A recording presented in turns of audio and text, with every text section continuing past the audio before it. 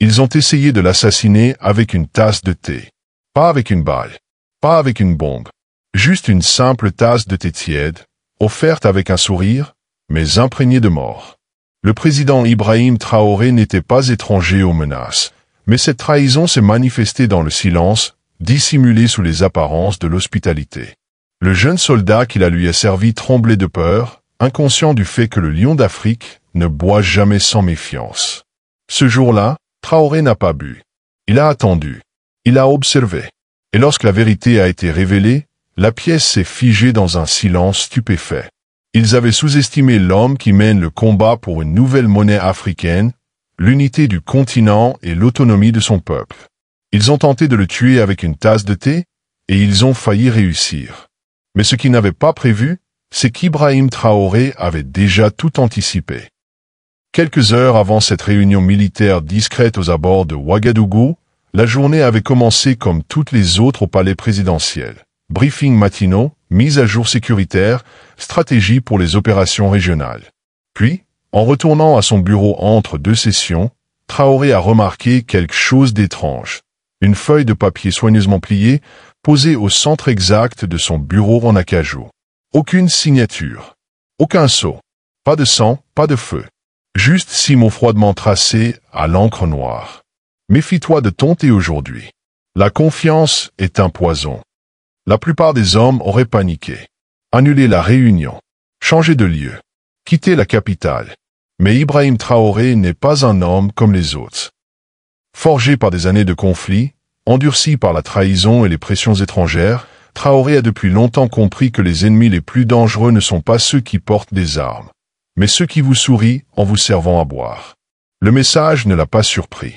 Il a simplement confirmé ce qu'il soupçonnait déjà, la guerre pour l'âme de l'Afrique ne se livre pas uniquement aux frontières. Elle se joue aussi dans les salles de réunion, dans les murmures, et maintenant, dans les tasses de thé. Il n'a pas hésité. Il n'a manifesté aucune réaction.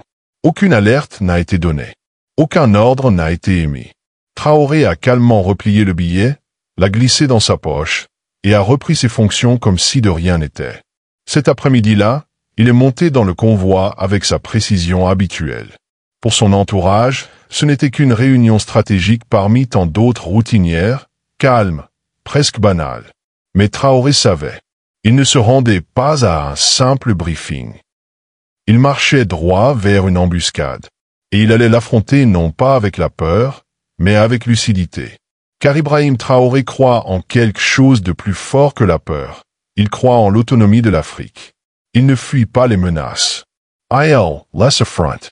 Pour lui, diriger ne consiste pas à réagir face au danger, mais à s'y exposer les yeux grands ouverts, avec des principes plus aiguisés qu'un couteau.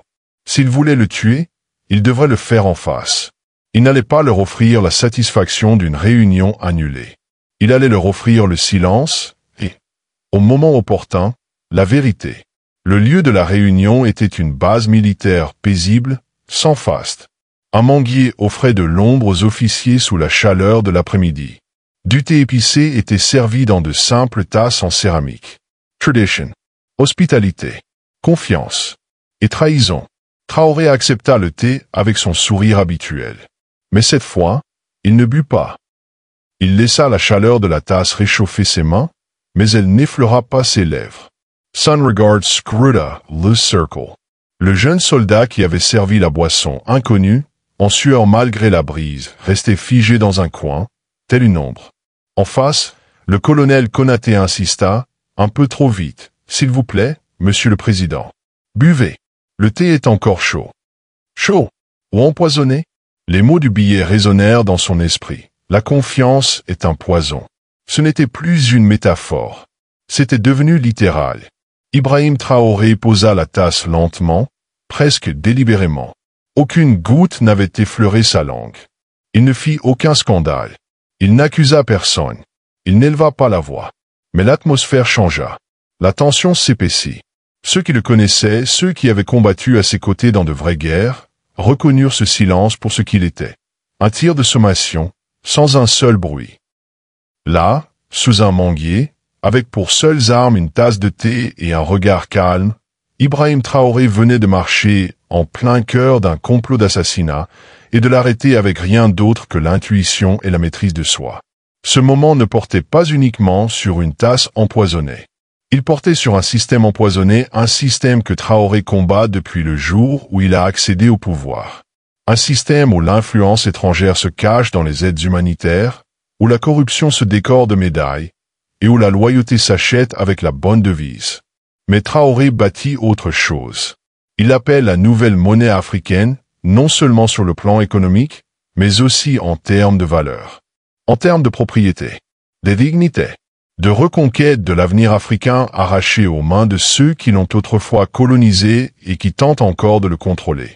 Dans cette tasse, ils ont tenté d'achever un mouvement. Mais ce qu'ils n'avaient pas compris, c'est qu'Ibrahim Traoré ne se nourrit pas de peur, mais de vision. Une vision de l'unité africaine, d'un leadership incorruptible et d'une souveraineté inébranlable. Et ce jour-là, alors qu'il fixait la table sans scier, il savait qu'il avait déjà gagné. Il en avait vu assez pour savoir que la trahison ne s'annonce jamais. Elle se glisse dans les ombres, derrière le regard d'un homme qui sourit. C'est pourquoi, en entrant dans la gueule du loup avec un avertissement plié dans sa poche, Ibrahim Traoré savait exactement quoi faire. Observer. Écouter. Attendre. La brise tiède sous le manguier ne parvenait pas à dissiper la tension. Les officiers supérieurs riaient et buvaient leur thé, le parfum de la cardamome et du gingembre flottant dans l'air comme un encens discret. Mais alors que Traoré levait sa tasse à hauteur de poitrine, il marqua une pause. L'énergie dans le cercle changea subtilement. Il ne but pas. Pas encore. En face de lui se tenait le colonel Yaya Konaté, un homme d'expérience, connu pour sa stratégie et son sang-froid. Il porta sa propre tasse à ses lèvres, prit une longue gorgée, puis croisa le regard de Traoré. Ensuite, avec un sourire trop large pour être sincère, il fit un geste en direction du président. « S'il vous plaît, monsieur le président, buvez. Le thé est encore chaud. » C'est à ce moment-là que la sonnette d'alarme retentit, silencieuse, intérieure, instinctive. La ligne venait d'être franchie. L'insistance de Konaté était trop zélée, trop bien rodée. Dans la culture burkinabé, il est rare, voire impoli, qu'un subordonné insiste pour qu'un supérieur mange ou boive. Et pourtant, le voilà, poussant le chef de l'État à boire une tasse bien précise. Ibrahim Traoré sentit ce frisson familier lui parcourir l'échine. Il balaya la pièce du regard, mais cette fois avec l'œil d'un soldat. Le jeune homme qui avait servi le thé était toujours là, pâle, les mains tremblantes. Une nouvelle recrue? Pas d'un signe. Aucun nom. Son regard fuyait celui du président. Tout chez lui criait la panique. La tasse restait intacte entre les mains de Traoré. Il ne dit rien, ne fit aucune accusation, ne montra aucune peur. Il se contenta de reposer la tasse lentement, avec délicatesse sur la petite table en bois à côté de lui. Ce geste, aussi discret soit-il, résonna comme un coup de tonnerre dans l'air ambiant. Certains officiers le remarquèrent, d'autres non. Mais un homme, tout au fond, comprit immédiatement. Le capitaine Zongo, fidèle compagnon d'armes qui avait été formé aux côtés de Traoré. Il vit le signal, une gorgée différée, un arrêt soudain, une main posée avec intention. C'était le code silencieux entre loups, reste en alerte. Ce qui suivit ne fut pas une explosion. Ce fut une leçon magistrale de retenue. Ibrahim Traoré se pencha légèrement en arrière, les bras croisés dans le dos. Son regard restait fixé sur Konaté. Le colonel tenait sa tasse comme un accessoire, ne sachant plus quoi en faire.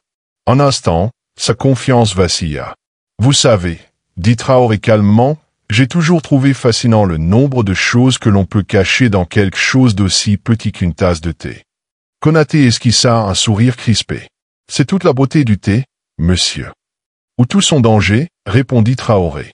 La tension monta encore d'un cran, mais le ton du président resta stable, presque serein. Il ne s'agissait plus simplement d'une boisson suspecte. Il s'agissait de confiance ou de son absence. Il s'agissait de rapports de force, de loyauté et des conséquences de sous-estimer un homme comme Ibrahim Traoré.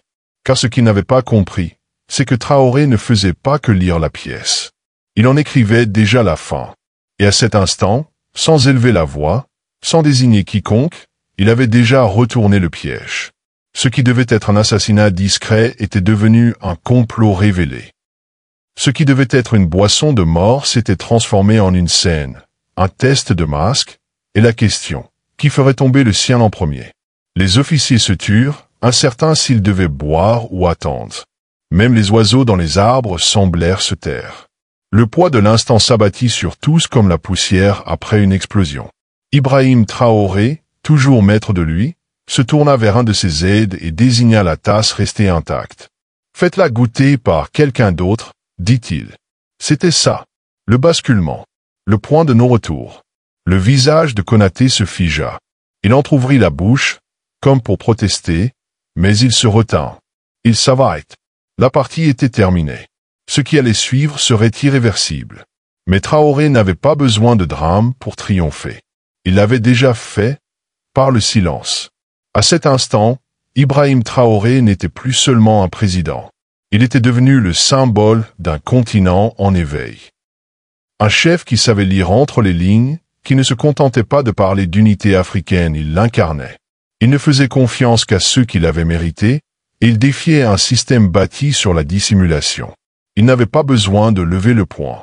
Il lui suffisait de refuser la tasse. Et cela, en soi, était une révolution. Dès l'instant où il ordonna à son aide de tester le thé, l'atmosphère se fissura. Le masque de la politesse s'effondra. Tous les hommes sous le manguier le ressentirent, ce frisson discret, ce passage de la suspicion à l'exposition. Ce n'était plus une intuition. C'était réel. Quelqu'un avait tenté de tuer Ibrahim Traoré, et désormais, il allait le prouver. Personne ne bougea d'abord. Le colonel Konaté resta figé, tenant toujours sa tasse comme un bouclier. Ses lèvres tremblaient, prêtes à parler, mais aucun son n'en sortit. Avant qu'il ne puisse reprendre le contrôle, Ibrahim Traoré leva la main, non pas avec colère, mais avec autorité. Puis vinrent les mots qui changèrent tout, « Amenez-le ». Depuis le bord de la base, 2 gardes apparurent, escortant le jeune serveur, visiblement nerveux. Cette fois, ses mains étaient attachées dans le dos. Son visage était blême. Toute contenance avait disparu, remplacée par la panique brute d'un homme piégé entre la peur et la culpabilité. Le garde du corps du président s'avança et posa une petite pochette sur la table, à côté de la tasse intacte. À l'intérieur, à peine visible à travers le plastique, se trouvait une minuscule fiole, transparente, non marquée, mortelle. Zongo ouvrit la pochette avec précaution, tenant la fiole entre ses doigts comme si elle risquait d'exploser. Une étiquette imprimée sur le côté, discrète mais lisible, portait l'inscription VXT42. Un neurotoxique. À action lente. Inodore. Sans goût. Impossible à détecter une fois dissous dans un liquide. Suffisant pour paralyser. Suffisant pour tuer. Et cette fiole se trouvait dissimulée dans la chaussette du serveur, une simple dose destinée à faire taire l'homme qui menait une révolution africaine. Pendant un long moment, personne ne parla. Puis Ibrahim Traoré se tourna vers le cercle d'officiers. Sa voix, quand elle s'éleva, était calme, mais tranchante. « J'ai mené de vrais combats, dit-il. J'ai enterré des frères dans des déserts étrangers, j'ai marché dans des rues baignées de sang. Mais ça, ceci est pire. » Il leva la fiole. La lumière du soleil y accrocha un éclat de verre. Car lorsque l'ennemi est dehors, on sait comment se battre. Mais quand le couteau est dans votre propre maison, caché derrière un sourire, c'est là qu'il tranche le plus profondément. Il tourna alors son regard vers le colonel Konaté. « C'est toi qui m'as invité ici. C'est toi qui as organisé le thé. C'est toi qui m'as dit de boire le premier. » Konaté se leva lentement. Ses mains tremblaient, agrippant à peine sa tasse. « C'est de la folie, dit-il. Je ne connais pas ce garçon. Je n'ai rien ordonné. Je le jure. » Mais le capitaine Zongo bougeait déjà. En quelques secondes, Konaté fut encerclé par les gardes. Le colonel regarda autour de lui, espérant que quelqu'un intervienne. Personne ne bougea. Aucun regard ne croisa le sien. C'est alors qu'Ibrahim Traoré fit un pas en avant suffisamment près pour regarder Konaté en face. « Tu pensais vraiment que j'étais arrivé jusqu'ici en buvant dans chaque tasse qu'on me tendait ?» demanda-t-il d'une voix basse. « Les hommes comme toi, vous ne cherchez pas le pouvoir pour servir. Vous le cherchez pour le vendre. Puis, d'un simple hochement de tête, il donna l'ordre. Emmenez-le. Aucun cri. Aucun menottage devant les caméras. Juste le silence, celui qui pèse. Celui qui met fin à des carrières. Celui qui protège des nations. Tandis que le colonel Konaté était escorté hors du cercle, les autres officiers restèrent figés, comme s'ils tentaient encore de comprendre ce qui venait de se passer. L'assassinat avait échoué, mais quelque chose de plus grand avait réussi. Ibrahim Traoré avait envoyé un message. Non seulement aux traîtres, non seulement à ceux présents, mais à tout un continent. La guerre pour l'Afrique ne se jouait plus seulement avec des armes. Elle se jouait dans la confiance, l'intégrité et le leadership. Il s'agissait de purger la pourriture de l'intérieur. Et Ibrahim Traoré, l'homme qu'ils avaient sous-estimé, venait de prouver une fois de plus que le leadership africain ne se plierait plus, ne romprait plus, ne se vendrait plus. Ce n'était pas juste une survie. C'était une révolution de discipline, une révolution de valeurs. Voilà ce que représentait la nouvelle monnaie africaine, non pas simplement une devise, mais une crédibilité inébranlable. Voilà ce qu'était l'unité africaine, non pas de simples alliances politiques, mais une protection mutuelle contre la corruption. Voilà ce qu'était l'autonomie africaine, un président qui n'attendait pas que des renseignements étrangers le sauvent. Il lisait les signes. Il agissait. Il triomphait. Et ce jour-là, Ibrahim Traoré n'avait pas seulement échappé à la mort. Il avait réécrit les règles du pouvoir en Afrique. L'arrestation de Konaté, sous le manguier, avait figé la pièce dans un silence de pierre. Mais pour Ibrahim Traoré, ce n'était que le commencement. Le complot d'assassinat avait été dévoilé, le poison découvert, les coupables identifiés. Mais la preuve, la racine, la vérité irréfutable restait à établir. Et Traoré, fin stratège, ne se contentait jamais de soupçons. Il voulait des preuves nettes, solides, incontestables. De retour au palais, le traître fut conduit dans une salle sécurisée et insonorisée, en dessous de l'ancien bâtiment d'État. Pas de caméra. Pas de gros titres. Pas d'humiliation publique. Juste des murs de pierre froide et un silence de fer. Car pour Ibrahim Traoré, la justice ne relevait pas de la vengeance. Elle relevait de la précision. Le colonel Konaté était assis, seul, sous une lumière faible. Les mains croisées. Il y est tout. Il clamait son innocence. Affirmait ne pas connaître le jeune serveur. Disait que tout cela n'était qu'un malentendu. Un piège.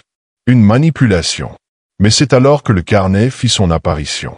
On avait retrouvé le carnet dans le sac du jeune serveur de thé, dissimulé entre ses vêtements, emballé dans du plastique, conçu pour disparaître si les choses tournaient mal. Mais elles ne tournèrent pas mal.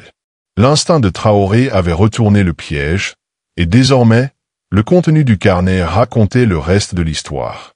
Le capitaine Zongo le posa sur la table en acier, devant Konaté, et l'ouvrit. Des noms, des pseudonymes codés, des horaires, des réunions tenues dans des maisons privées à Ouagadougou, et puis des chiffres, des relevés de transfert, des devises étrangères, des dates qui changent. Zongo n'eut pas besoin d'en dire beaucoup. Il tapota simplement du doigt le coin de la page où un nom revenait encore et encore lié à de l'argent, à des réunions, à de l'influence. Konaté. Konaté ne répondit rien. Ses lèvres se pincèrent. Ses épaules se raidirent. Mais son silence confirmait ce que les pages hurlaient déjà. Lorsqu'Ibrahim Traoré entra dans la pièce, il ne claqua pas la porte. Il n'éleva pas la voix. Il marcha d'un pas calme et sûr, le même calme qui lui avait sauvé la vie quelques heures plus tôt. Il n'avait rien à prouver. Il détenait déjà le contrôle.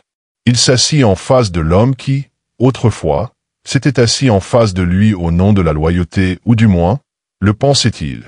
Tu as construit toute ta carrière sur la loyauté, Yaya, dit Traoré d'une voix grave. Et pourquoi? Un paiement? Une promesse? Un costume neuf et un titre donné par quelqu'un qui n'a jamais mis les pieds dans ce pays? Konaté garda le silence. Je n'ai pas besoin que tu avoues, reprit Traoré. Je sais déjà. Voilà à quoi ressemblait le pouvoir dans l'ère nouvelle qu'Ibrahim Traoré bâtissait. Pas de discours grandiloquents. Pas de défilé de traîtres dans les rues. Juste la vérité froide, claire, implacable. La nouvelle monnaie africaine ne parlait pas uniquement de billets ou de pièces. Elle parlait d'intégrité, de valeurs soutenues non pas par de l'or, mais par le caractère. Dans cette Afrique-là, le leadership ne s'achetait pas, et la trahison ne serait jamais utilisée pour marquer des points politiques. C'est pourquoi il n'y eut ni communiqué de presse, ni fuite vers les médias. Le peuple n'avait pas besoin d'un cirque. Il avait besoin de stabilité. Et Traoré s'en assurait. Il se leva lentement, le carnet toujours posé sur la table. « Voilà ton héritage désormais, » dit-il. « Pas ton grade, pas tes médailles, celui-ci. » Puis, à Zongo, qu'on lui retire l'uniforme, qu'on scelle le dossier. Pas de procès, pas d'histoire. Il n'y aurait pas de gros titres criant le nom de Konaté. Pas de scandale pour diviser l'armée. Pas de spectacle à offrir aux puissances étrangères en attente d'un faux pas. Juste une justice discrète, rapide, décisive. Car Ibrahim Traoré ne cherchait pas la vengeance. Il cherchait à protéger l'intégrité d'un mouvement, celui de l'unité africaine, fondé sur la confiance. Une seule fissure pouvait tout faire s'effondrer. Il ne permettrait jamais que cette fissure se propage. Lorsqu'il quitta la pièce, le carnet en main, les officiers qui hâtent. Force tranquille d'un homme qui savait que la vraie révolution ne résidait pas dans la prise du pouvoir, mais dans sa purification. Et ainsi, Ibrahim Traoré retourna au travail, non pas pour célébrer sa survie, mais pour redoubler d'efforts vers un avenir libéré de toute chaîne. Sa vision de la nouvelle monnaie africaine, fondée sur la dignité, la discipline et un leadership incorruptible, venait de passer son premier test, mortel. Et le monde observait, non pas le drame, mais le silence. Tout avait commencé par une tasse de thé. Petite, simple, un objet de tradition. Mais pour Ibrahim Traoré, cette tasse représentait tout ce qui n'allait pas avec l'ancienne Afrique, celle où les ennemis ne venaient pas toujours d'au-delà des océans, mais parfois de l'autre côté de la table. Ce qui devait être une tentative discrète d'assassinat devint rapidement un miroir. Un reflet de l'âme d'un continent, fracturé par la trahison, mais toujours rempli de promesses. Traoré était entré dans le piège avec calme, armé non de fusil, mais de clairvoyance. Il n'avait pas paniqué. Il n'avait pas fui. Il avait observé, attendu, et démantelé le complot de l'intérieur. Le poison n'avait jamais effleuré ses lèvres, mais son message résonnait dans tout le pays. Le pouvoir n'est plus à vendre ici. À cet instant, sous le manguier, le monde s'attendait à voir un président tomber. Il assista plutôt à l'ascension d'un lion. Le carnet, la fiole, le silence du colonel Konaté, tout cela révélait un cancer bien ancré. Mais là où tant d'autres auraient réagi avec rage ou vengeance publique, Ibrahim Traoré répondit avec une arme bien plus redoutable, la discipline. Il retourna le piège contre ses auteurs, avec la même autorité calme qu'il avait affichée en entrant dans la réunion. Il en sortit une vérité à la fois, car ce n'était jamais une histoire de thé. C'était une histoire de confiance. Et c'est cela qui rend cette histoire bien plus grande qu'une simple tentative d'assassinat. Car ce qu'Ibrahim Traoré a défendu ce jour-là, ce n'était pas seulement sa vie, c'était un principe. La conviction que le leadership africain ne doit plus jamais être défini par la peur, la dépendance étrangère ou la corruption.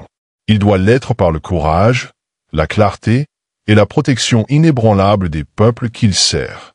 Chaque pas qu'il fit après l'empoisonnement révéla quelque chose de plus profond sur sa manière de diriger.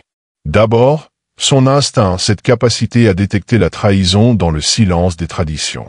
Là où d'autres voyaient une simple tasse, lui voyaient une arme. Ce n'était pas juste de l'entraînement militaire. C'était la sagesse d'un homme qui connaît l'histoire de son continent, une histoire de manipulation et de domination, et qui avait juré de ne jamais la répéter. Ensuite, sa retenue, son refus de réagir dans l'émotion face à la mort. Il aurait pu retourner la base, humilier Konaté devant toute l'armée. Mais il ne l'a pas fait, parce que pour lui, le vrai leadership ne cherche pas la revanche. Il cherche la restauration et la dignité. Puis, sa stratégie, la manière dont il est passé du soupçon à la confirmation sans alerter les traîtres. Il attendit le bon moment, utilisa leur propre piège contre eux, et laissa la vérité éclater, non par des accusations, mais par des preuves. le carnet, la fiole, les virements, les mensonges. Tout fut révélé sans qu'un seul coup de feu ne soit tiré. Ensuite, sa justice, ni bruyante, ni spectaculaire, mais chirurgicale. Il fit enfermer un homme qu'il avait autrefois appelé frère, non pour faire les gros titres, mais pour protéger la maison. Pas d'annonce publique, pas de fuite médiatique. Car Ibrahim Traoré avait compris ce que peu de chefs d'État réalisent. La justice n'a pas toujours besoin d'un public. Parfois, elle a besoin d'une porte close et d'une main ferme. Et enfin, son message, non pas à la salle, mais à l'Afrique et au monde entier. L'Afrique regarde désormais. L'Afrique apprend à se protéger elle-même. L'ère des coups d'État silencieux, des ingérences étrangères et de la corruption facile touche à sa fin. On ne peut plus tendre une tasse empoisonnée à un dirigeant africain éveillé et s'attendre à ce qu'il la boive les yeux fermés. Car cette nouvelle Afrique, celle que Traoré aide à bâtir, ne fonctionne plus sur la peur. Elle avance grâce à la nouvelle monnaie africaine, une philosophie ancrée non dans la devise de l'Occident, mais dans l'intégrité, la confiance et la valeur nées du sol africain. Une économie où la richesse d'une nation ne se mesure pas à la fortune de son élite, mais à la force de son peuple. Sa survie n'était pas une victoire personnelle. C'était un symbole, un triomphe de l'autonomie africaine. Un rappel que les réponses ne se trouvent pas dans les capitales étrangères, mais dans les esprits, les mains et les cœurs africains. Que le leadership ne s'hérite pas. Il se mérite. Dans le silence. Dans les moments où personne ne regarde. Là où la sortie facile devient la tentation. Mais Ibrahim Traoré, lui, n'a jamais choisi la facilité. Et c'est peut-être pour cela que la tentative d'assassinat a échoué. Parce qu'il avait déjà dit longueur d'avance non seulement sur le complot, mais sur le système même qu'il a engendré. Celui qui apprenait aux dirigeants africains à s'incliner alors qu'ils devaient se lever. Celui qui tendait l'aide d'une main et la soumission de l'autre. Celui qui fabriquait des marionnettes au lieu de président. Mais Traoré n'est pas une marionnette. Il est un perturbateur, un réformateur, un symbole de ce qui devient possible quand le leadership prend racine dans le sol du continent qu'il sert. Et c'est pour cela que cette histoire compte. Pas parce qu'elle est dramatique, pas à cause du poison, du pouvoir ou de la trahison, mais parce qu'elle nous montre à quoi ressemble le vrai leadership dans un monde qui en a désespérément besoin. Il ressemble à un homme qui voit au travers de la tasse, à un homme qui dit non au silence et oui à la souveraineté.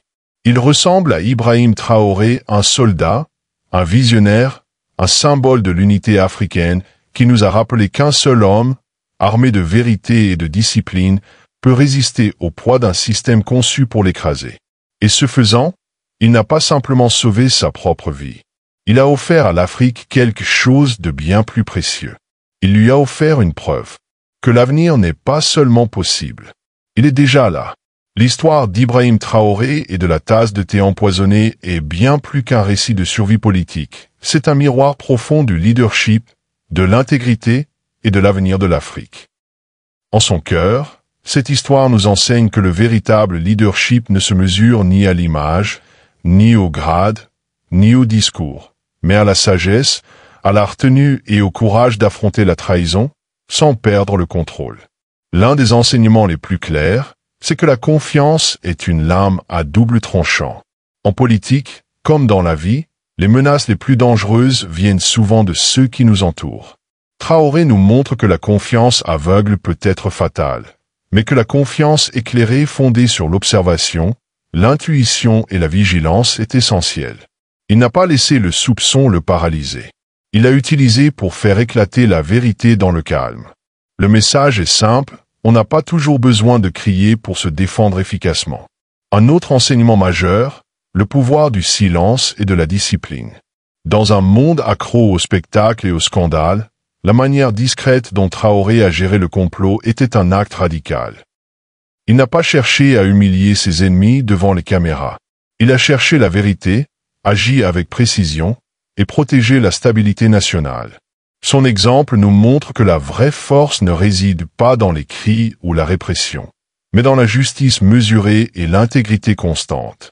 Dans son silence, Traoré a parlé plus fort que 1000 conférences de presse. Cette histoire défend également les idéaux de l'autonomie africaine et de la nouvelle monnaie africaine. Ce ne sont pas de simples slogans politiques. Ce sont des visions pour une Afrique debout économiquement, culturellement et spirituellement. Traoré n'a pas attendu les services secrets étrangers ni l'intervention extérieure. Il a fait confiance à ses instincts, à son équipe et à son peuple. Et ce geste envoie un message plus large: l'Afrique n'a pas besoin d'être sauvée. Elle a besoin d'être crue. De plus, cette histoire porte en elle un message fort sur l'unité africaine. Le complot contre Traoré n'était pas seulement une attaque personnelle. C'était une attaque contre le progrès, contre les réformes, contre une ère nouvelle de coopération. En survivant, il a prouvé que les divisions internes et les manipulations étrangères ne briseront pas cette nouvelle génération de dirigeants africains. L'unité, lorsqu'elle est fondée sur des valeurs partagées et l'intégrité, devient le véritable bouclier de l'avenir africain. En fin de compte, cette histoire est un appel à l'action pour les dirigeants, pour les citoyens, pour tous ceux qui luttent pour le changement. Elle dit: soyez vigilants, soyez sages, mais surtout, soyez intègres. Que vous dirigiez un pays ou une famille, ce qui compte vraiment, ce ne sont ni le charisme, ni le contrôle, mais le courage, le caractère et la capacité de voir au-delà des illusions de sécurité.